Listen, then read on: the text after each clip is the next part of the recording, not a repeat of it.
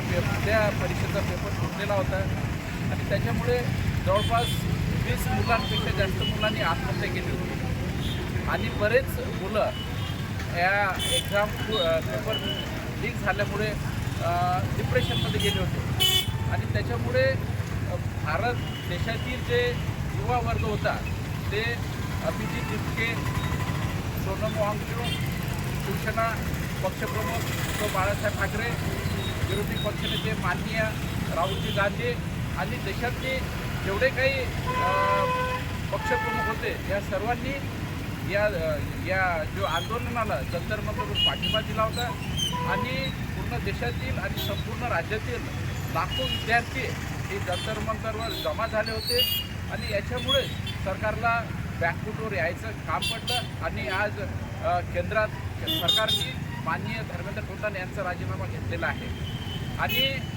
जो धर्मेंद्र प्रधानचा राजीनामा घेतलेला आहे, परंतु 20 तारखेला जंतर मंतरवर जे विद्यार्थी उपोषणाला आंदोलनावर बसले होते त्यांच्यावर जो अमानुष हल्ला पोलिसांनी केलेला आहे त्यामध्ये जे पोलीस जे दोषी आहेत त्यांच्यावरही कारवाई झाली पाहिजे अशी सर्व विद्यार्थ्यांची मागणी आहे आणि या सर्व गोष्टीला भारतातील प्रत्येक विद्यार्थी असो त्यांचे आईवडील असो सर्वांचा पाठिंबा आहे आणि भविष्यामध्ये चुकीचं राजकारण होता कामा नये यासाठी सर्वांनी जागरूक राहिलं पाहिजे. इथेच मी थांबतो.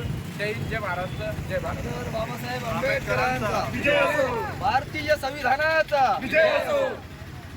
अभिजीत चिपके तुम आगे बढ़ो, हम तुम्हारे साथ हैं. उद्धव ठाकरे साहब तुम आगे बढ़ो, हम तुम्हारे साथ हैं. सोनम वांगचुक जी आप साहब आगे बढ़ो, हम तुम्हारे साथ हैं.